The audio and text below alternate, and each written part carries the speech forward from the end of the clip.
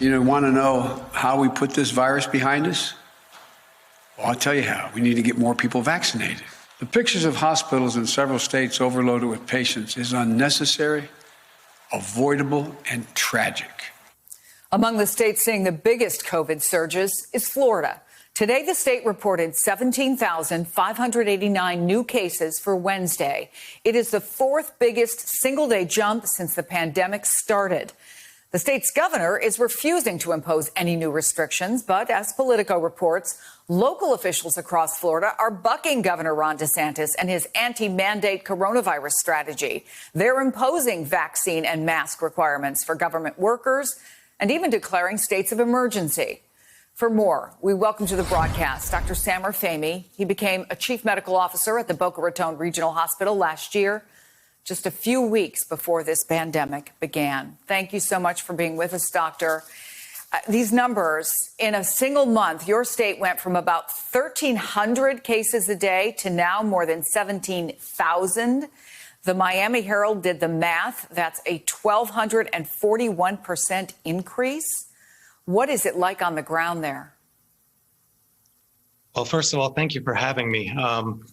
The situation in Florida is fairly dire. We've seen a significant uptick in our number of patients who are admitted to the hospital with COVID. Just to give you a sense of it, 6 weeks ago, throughout Baptist Health South Florida, where our 10 hospitals, we had about 70 patients hospitalized. Now we're seeing about 600 patients that are in the hospital and suffering from COVID-19. Within my own hospital, that number went from 5 to 70 over a 6-week period. So I know folks are skeptical when they hear statistics in the newspapers and on TV, but this is happening. This is happening on the ground. People are getting this infection way faster than they did before. And unfortunately, the amount of people that are ending up in our ERs is significantly higher. Ending up in our hospital wards are higher, and in our ICUs are significantly higher. So it is concerning, very concerning. Yeah, it is being felt all around your state. Just a quick look at different newspapers. 12 Florida hospitals are reporting critical staffing shortages to the federal government. There's a large hospital system in Jacksonville that said its hospitals are at maximum capacity. In Brevard County, a couple of hospitals began setting up treatment tents in emergency rooms. How worried are you about where this is going and, frankly, hospitals in Florida's ability to handle it? Well, thus far, we've been able to manage the surge. And keeping it in perspective, the biggest surge that we had was last summer around the same time in July, where compared to the 600 that we have now, we had about a little over 850 patients that were within our hospitals. Now, that said, the rate of rise and the rate of increase in the number of patients getting the infection and getting admitted to the hospital is the most concerning part.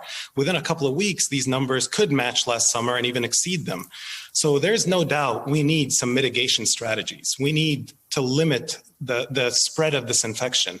And by far, the best way we have to do that is vaccination. We need to encourage more and more folks to get vaccinated, not to be reluctant to go get it. The issues with vaccine, it's no longer an access issue. It is an issue of just persuading the people that have yet to get vaccinated to go get it. There's free rides to vaccine sites, and there's free vaccinations throughout the country. That's what we really need to push throughout our community, is getting more and more people vaccinated. Because honestly, the vast majority of the patients that are in my hospital today with COVID-19 are unvaccinated.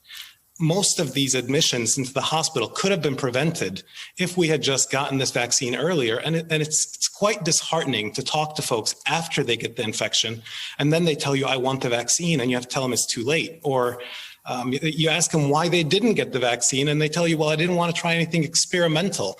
But the minute they get admitted to the hospital, they're willing to try some of the emergency use authorization drugs like, remdesivir or tocilizumab, or some of the other drugs that we're using that are under the same EUA that the vaccine is. I wish folks would take a better look at this, the ones that are resisting the vaccine, and really study it and know that the benefits of the vaccine greatly outweigh the risks. And we need everybody to step up and get vaccinated.